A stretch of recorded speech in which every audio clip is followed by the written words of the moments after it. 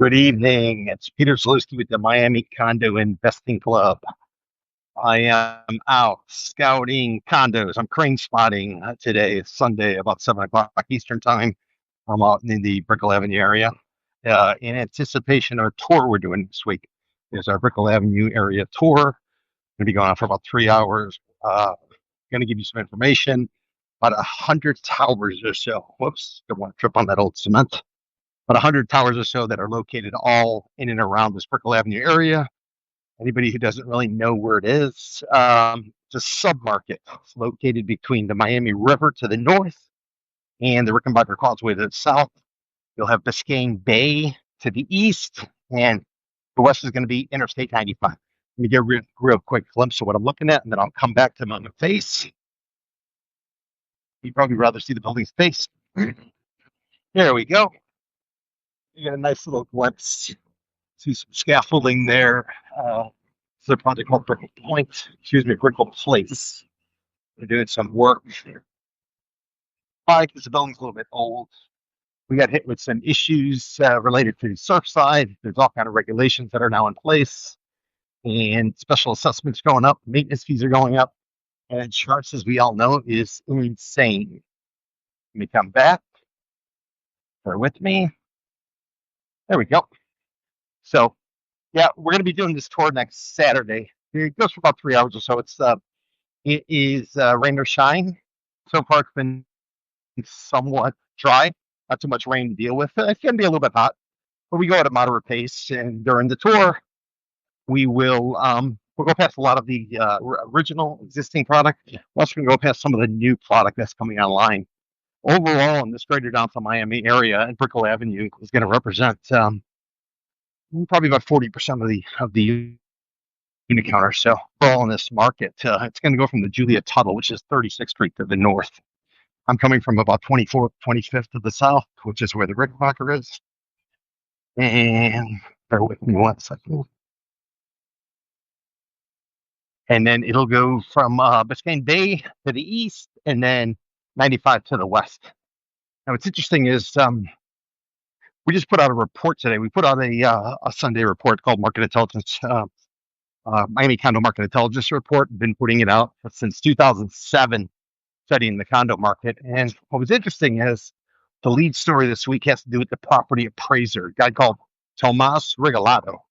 Tomas was the former mayor of Miami. I think he served 2 terms. He was also on the commission prior to that, but he's now the property appraiser. Just came out with estimates for 2025 in terms of valuations. Came out with it based on June the 1st.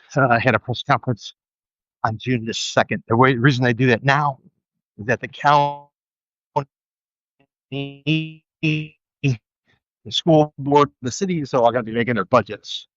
So according to Mr. Regalado, certain markets are already starting to see a drop in condo prices. It's not being reflected overall in the data. The data is going to capture all real estate valuations. That'll be commercial space. That'll be new construction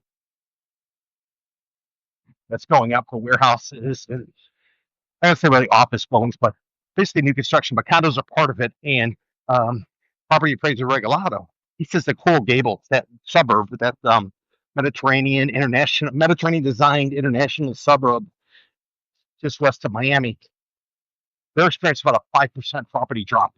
Property tax or valuation decrease.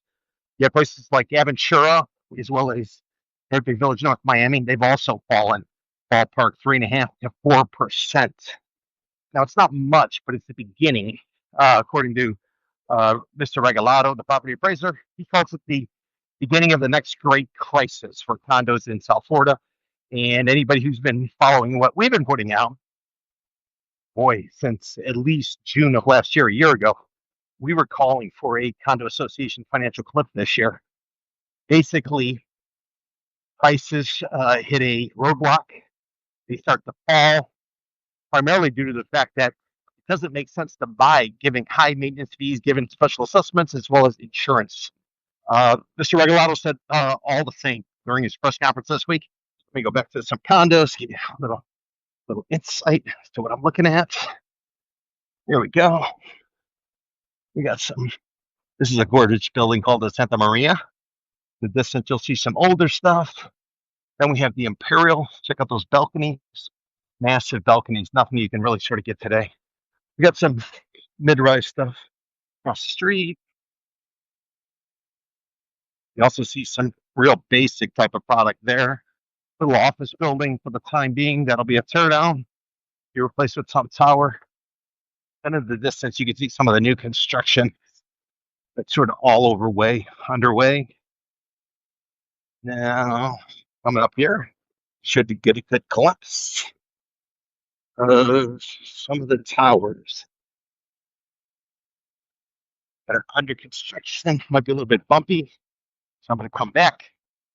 Sorry if that's too bumpy. But Mr. Regalado says that condo prices are starting to come down. He's seeing it already occur. Why? Nobody wants to buy these units because nobody wants to buy them. The only way to get rid of them is to discount the units. And as lower prices get put on the board in the form of transactions, property appraisers got to start to lower the price, pull it all down. So pricing is always the last thing to give. At first, you see the market slow down, and once the market slows down, there's a little bit of a I don't know, it's in neutral for a while, and all of a sudden you'll start to see some people who need to get out start to cut bait. Once they start to cut bait, then the whole thing pretty much unravels. That's the way at least it's been since I've been here. Got here in 1993. There's another great condo shot.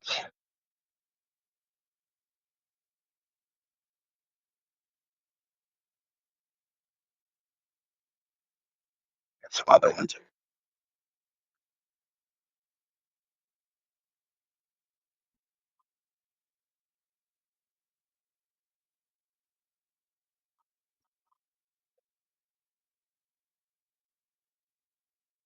Just giving you some glimpses.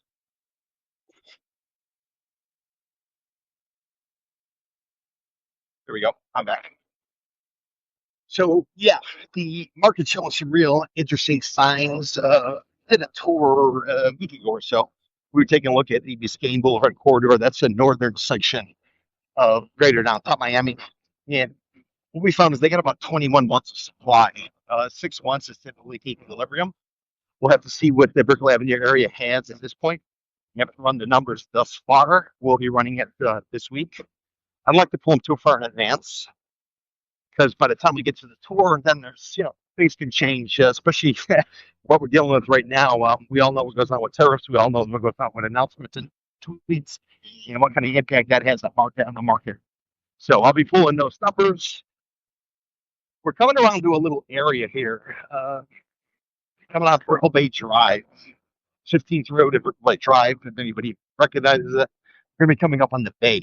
Now, what you're going to see here, I think is pretty interesting because we're going to be going through an area that's likely for termination.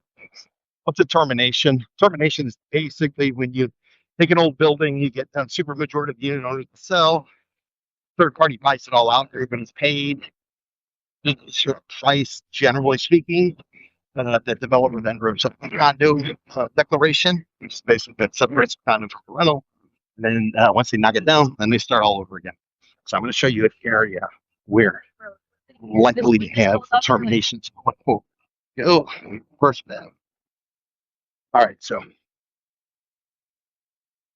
this is what you can put up in and around this area. This is what was put up. See the size? This was what originally was put up. So this product is likely to get terminated. Here's another one, likely to get terminated. Let me give you context.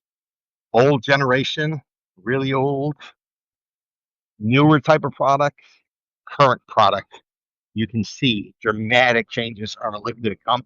If you're looking for a termination, what you want to look for is something like that. I don't know if you guys can see it, but there's cars parked over there. They're parked on the surface parking lot. Let's wait till we get past these trees. Might be a little bit better view. Bear with me. It's opening up shortly. There we go. There you go. See how you got surface parking? Surface parking is typically a sign that the building is obsolete. It's probably going to get terminated sometime soon. It's all about values.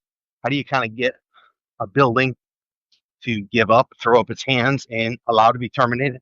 basically it comes down to like social assessments. When the cost gets simply cost prohibitive or there's all kinds of other things related to it, then the shit hits the fan, as they say. There's an old project called Bricker Harbor. Check it out. Look at these balconies. They're all rail. Anybody who's ever gone on my tours or watched any of my videos, they know when you see rail, it means an old ass building, or it means it was built as a rental. This building actually, during the Great Depression, was shut down. It was shut down because they hadn't been doing their work. And the city moved, kicked everybody out. And after they kicked everybody out, people who were owners, they then had to find a place to live. They had to continue to pay their maintenance fees. They got hit with a special assessment. They had their property taxes. They had their mortgage if they had one, as well as that cost to actually live somewhere. So when condo associations mess up, it can be detrimental. Here you go. There's a nice little glimpse. We'll see the bridge going to Rickenbacker Causeway. You can see in the distance that's Virginia Key.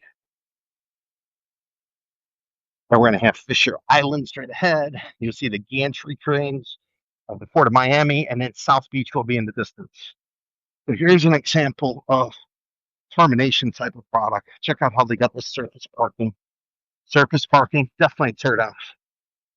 We were talking a little bit about, or I was talking about balconies. Here's a prime example. You see here, I don't know if I can, how well I can zoom it. You're going to see rail balcony.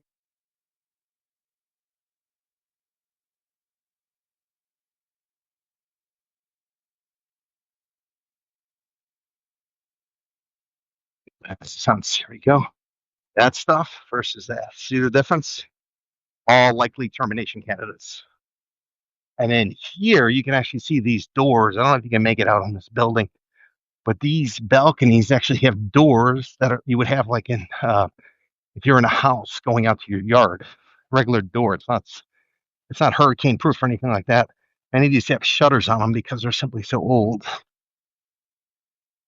There we go. That's a good glimpse of Bay. Let's see.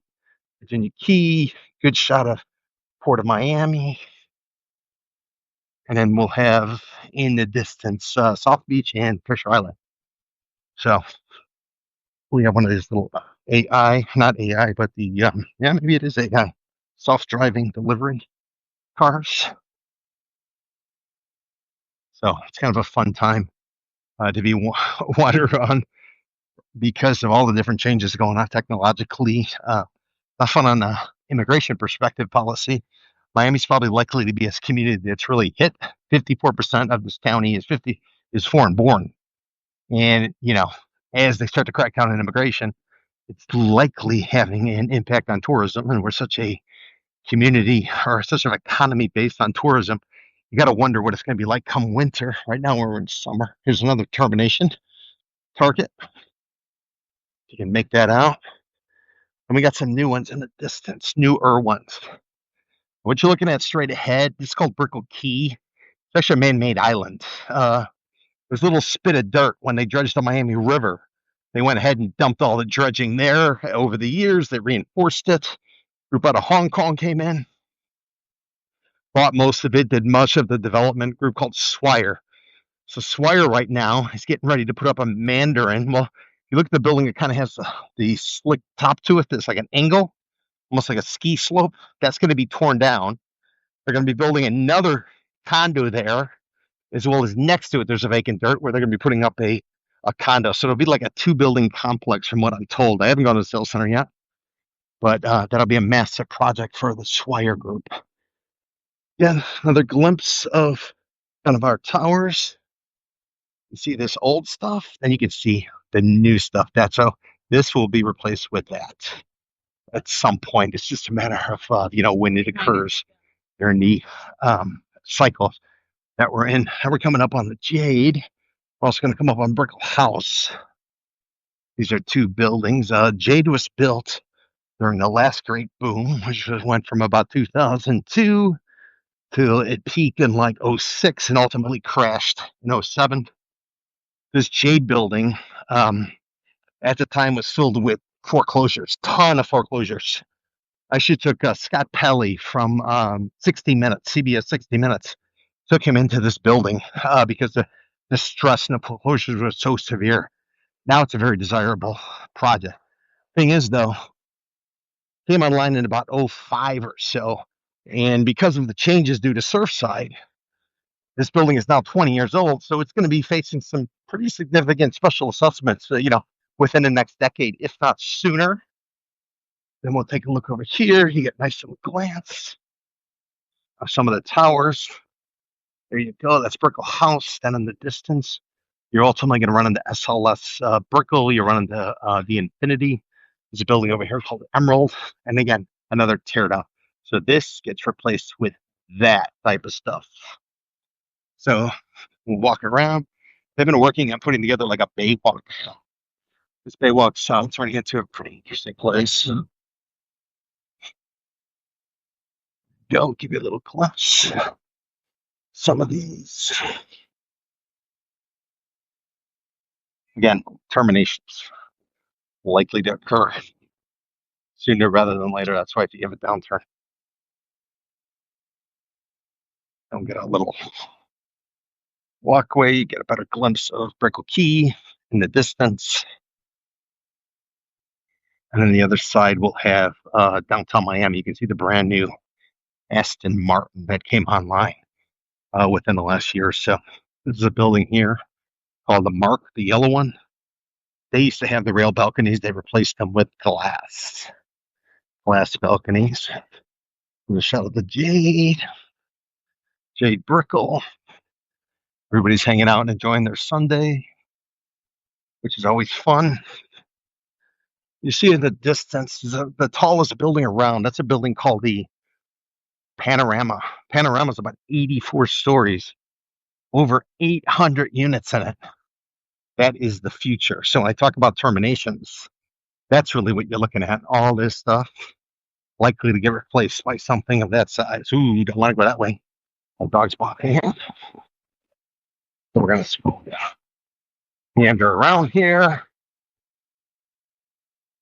We all know who Ken Griffin is. That's that billionaire, the guy who owns Citadel, the hedge fund, the one that controls, it's a market maker on Wall Street, was involved with the whole Robin Hood scenario with GameStop, if you remember, during the pandemic. So the gentleman who owns it, called Ken Griffin, supposedly he's got a net worth of $42 billion or so. So during the pandemic, came down here and bought this piece of dirt on the other side of this shrubbery. I can get a glimpse. No, can't really see it. This is the site where he wants to put up his $1 billion office tower. He's supposed to break ground in the third quarter. They announced this a long time ago. We got a lot of issues going on with the pandemic. A lot of issues going on with Liberation Day, tariffs, and the overall outlook for the economy. So Mr. Griffin came out within the last month. Here you go. This is the site for Ken Griffin's $1 billion office tower. Again, the Mark.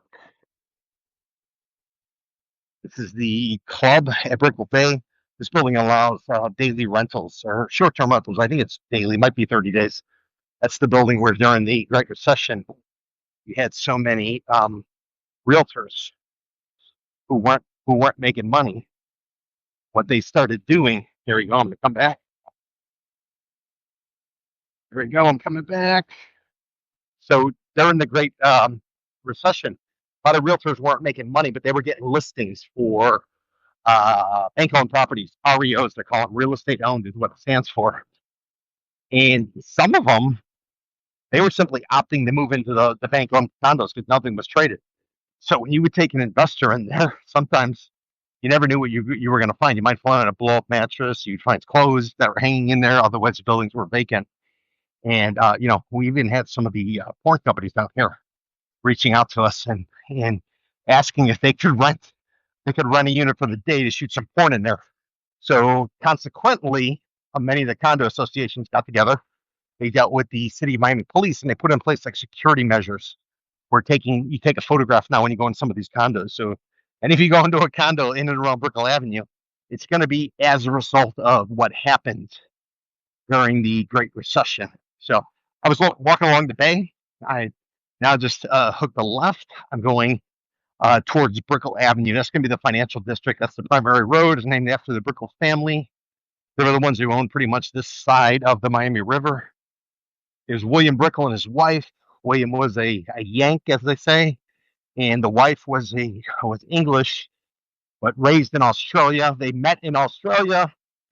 William went out there mining for gold during the Australian gold rush, came back here, had some cash, bought all this dirt, set up a trading post, died sometime later, and Mary Brickell took over. So all this is named Brickell.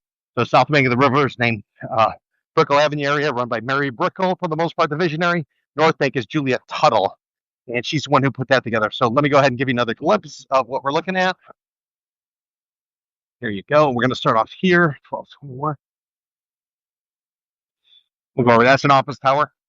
You'll see the Cipriani going up. That's the cranes. That's where Lionel Messi is supposedly buying a few units. I don't know what he's thinking. I don't think he has an eye for real estate. He might be good at soccer, but his real estate perspective, I don't know. Then we're going to have SLS Brickell. Behind it, we'll have Infinity. Then you're going to have the View. Then you will have an office tower. If any of you remember back in the day, there was a movie called True Blood. It was True Blood, yeah. Yeah, True Blood with Arnold Schwarzenegger. It was filmed here in Miami. This is where the last scene takes place. If it's raining, during the summer, well, down here it's always raining during the summer. It's a good movie to check out. True Lies. True Lies. Sorry about that. Missing it. Now we're gonna have some other towers that I come up, including 1050, 1060. These two side by side towers. They made headlines recently because the condo board was all changed. The allegations of money and disappearing and other stuff. So that's something to watch. This is the original Mutual Omaha building. You can see that, historically significant. You run into an office tower, you'll get that panorama. Then you're going to have the club at Brickell Bay. So let's go ahead. We're going to continue on.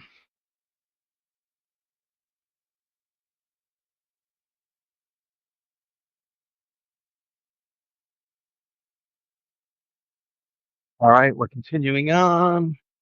We're going to walk down Brickell. Then we're going to go towards Mary Brickell Village momentarily.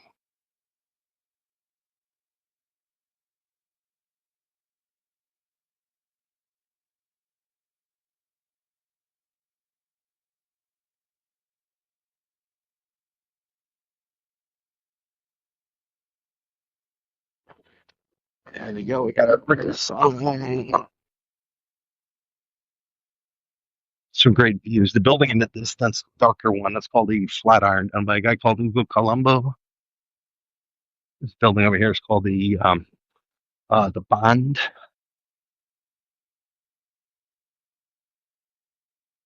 This is kind of a popular area for many. A lot of times, what you'll find is people from Latin America. Maybe they make some money and they want to be able to keep it in what they consider a safe place, so they'll come here and they will invest in condos or they'll open up a bank account. We have a lot of foreign banks here that are called edge.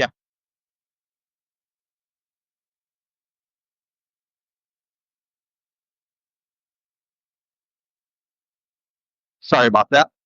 These banks are not, the requirement is you cannot take on business from a U.S. citizen, only foreign nationals. But it's done here with U.S. infrastructure.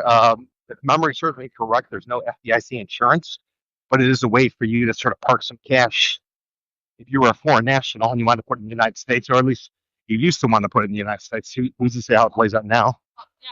Because of some of the issues related to immigration. So Brickell's got a cool vibe. Yeah. Many of these sites that at one time, there you go. There's a good one for you to look at. This building here, I don't know if you could get a glimpse. It says FIU. That building was owned by the Venezuelan government. That was way back before. They might still own it. I don't know. I don't follow the office market. But it was owned for quite some time by the Venezuelan government. Things have changed. You had Hugo Chavez come in, and then you have Maduro, and then you have everything going on with the United States and Venezuela and all of the concerns. So I don't know if the future is, but that's the type of involvement you have down here in this area. Let's see what else I can show you. What we're going to do? We're going to cross over the street, and we're going to go to Mary Brickell Village. give you guys a little glimpse to this. So if you are in the market for a condo, especially Brickell Avenue area, I encourage you to consider taking the tour. We're doing it next Saturday. It'll go from 10 to 1:30 or so. We go at a moderate pace. And then after the tour, or along the way of the tour, we'll make stops. It'll be nice and relaxing and comfortable. Well, not comfortable because it'll be hot, but it'll be fun. We're going to give you everybody a handout of all of the different condo towers that exist. We'll give you all the details. Also teach you how to analyze these buildings. Many times when you're looking for a condo, it's not about finding the right condo unit. At first, it's about finding the right building. You have to be able to eliminate buildings that don't make sense. And once you find the buildings that do make sense, then you have some confidence to start looking at individual units, because otherwise you're going to be running around searching. I mean, there's upwards of 200 condo towers or condo projects in greater downtown Miami, some in the vicinity of 54,000 units. So if you're going to go unit by unit by unit, you're probably going to get a little bit confused, not know what you're looking for, and waste a lot of your time as well as everybody else's time. So let me give you an example of some of the stuff that's coming. The big deal now is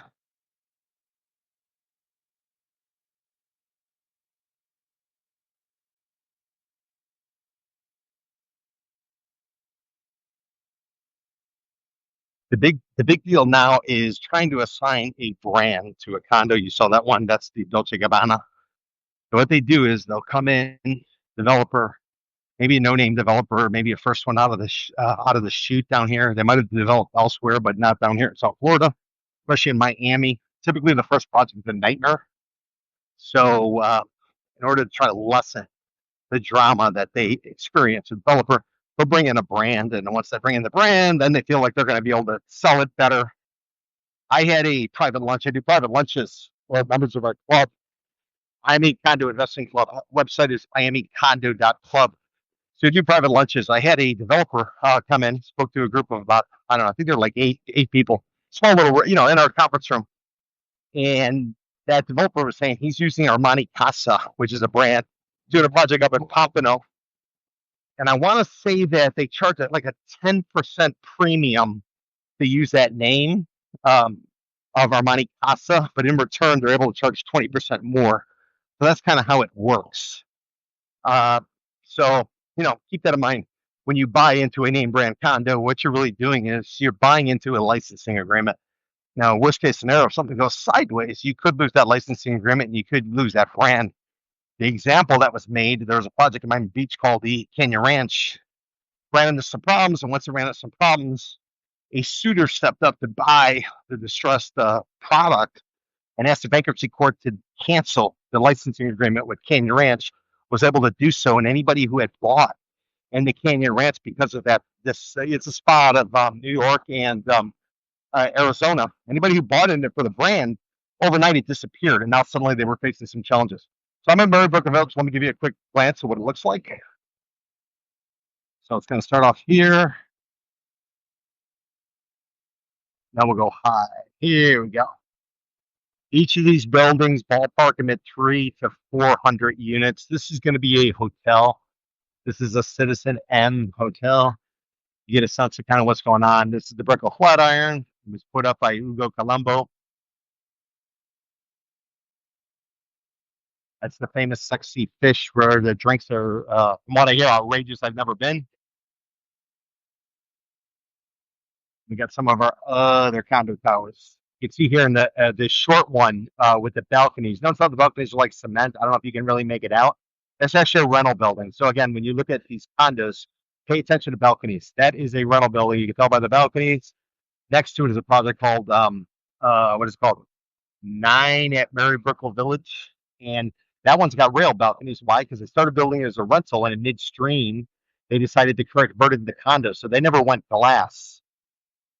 Maybe like these projects didn't went glass. So that's something to watch for. This Mary Brickell Village was pretty much the only retail that had been around this area for quite some time.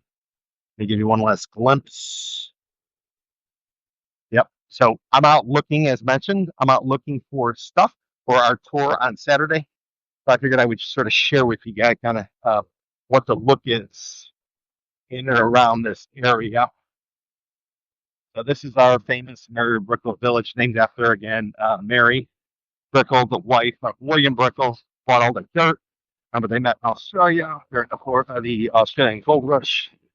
There you go. Who likes key lime pie? I get some of you interested, I'm sure. Let's get a glimpse of our what we kind of used to be. This was Mary Brickell Village. This is a little retail center that went up. You get a glimpse over here, kind of the community. This is Blue Martini. Used to be a popular bar. This is Moxie's. That's sort of where we're taking it. Now we got our what is? Oh, here we go. P.F. Chang's. We have a P.F. Chang's. So, yes, it's got a suburban feel. I'm not really sure. Oh, we got an Equinox. We got the Capital One Cafe where the coffee's cheap. You can go hang out there. That was a strategy they had. This will be your SLX Lux. It is the sister building of SLS Brickell, which we already walked by. There we go. You can see it's not really, they always say the walkability is great.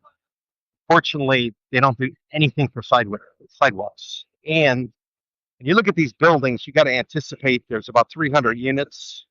You're going to have about 1.5 residents per unit. You're going to have about 0.5 dogs. Here's a glimpse. You can see a dog over there. See the dogs? That woman's got 2 dogs. And once you look at the green space, so 0.5 dogs in a 300 unit building, this is basically their playground. So walkability is something they talk about. I would tell you it's not very comfortable walkability. Here we go. Now we get another glimpse. Some of the products. We also have Brickell City Center. This is going to be a hotel called the East. And you're going to have this mall that connects. You'll have a condo tower over there. And then we'll have another condo tower on the other side. And then some of you might know that guy, Bad Bunny. He's got a restaurant. Just sort of give you a glimpse of the restaurant. Bear with me. Almost there.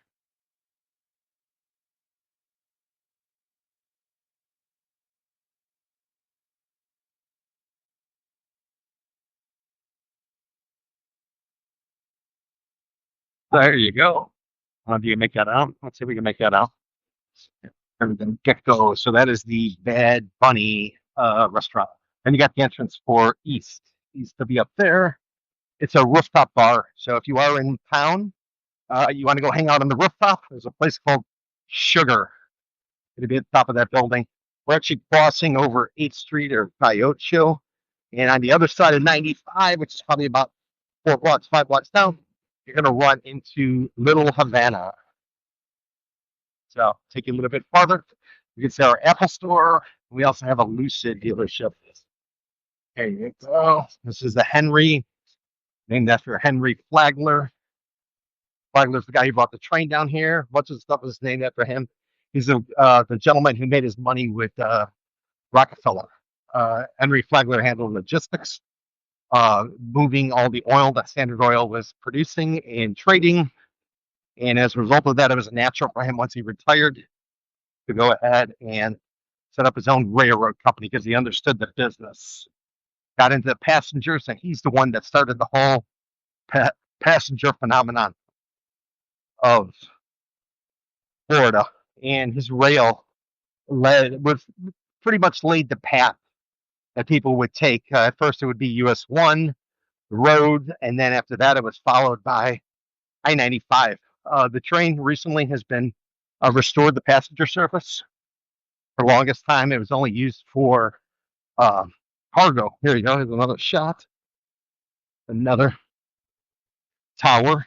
It's only one tower, but they're connected at the bottom, I guess, going up. That's being done by Harvey Hernandez. But yeah, Flagler is the one who pretty much created tourism in Florida because he gave them transportation down back, 100 years ago, more than 100 years ago, built some hotels. Ultimately, his last stop on the train, at least the second to last stop, was here in downtown Miami in the North Anchor River when Julia Tuttle gave him dirt.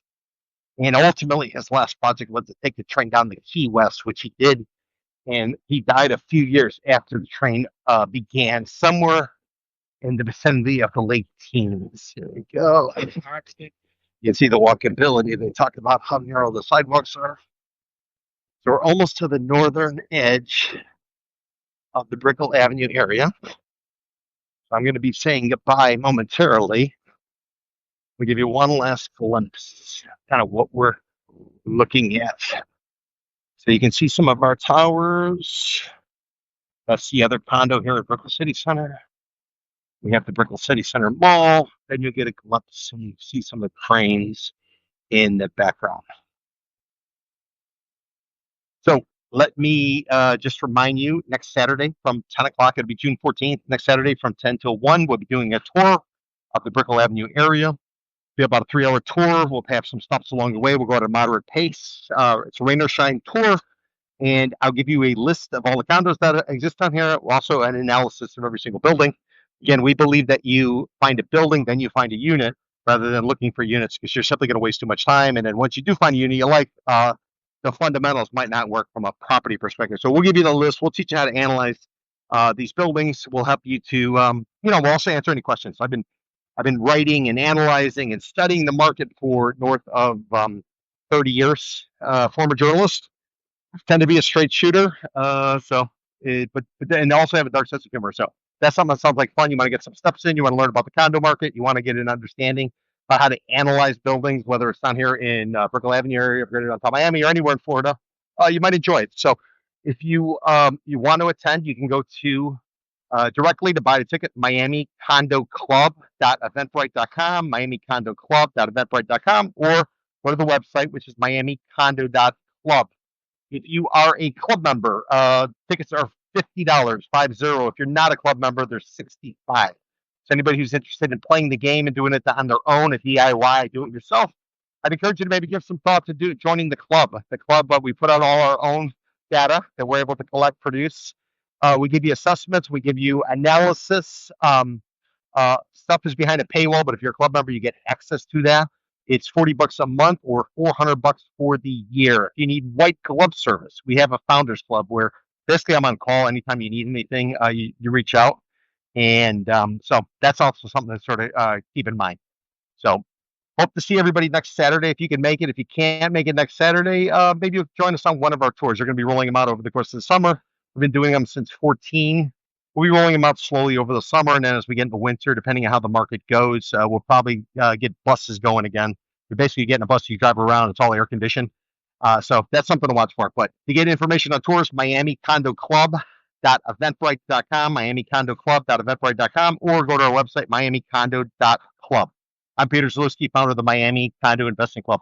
Hope everybody has a great Sunday evening, and maybe I'll see some of you on Saturday. Ciao, ciao. Now, how do I turn this off?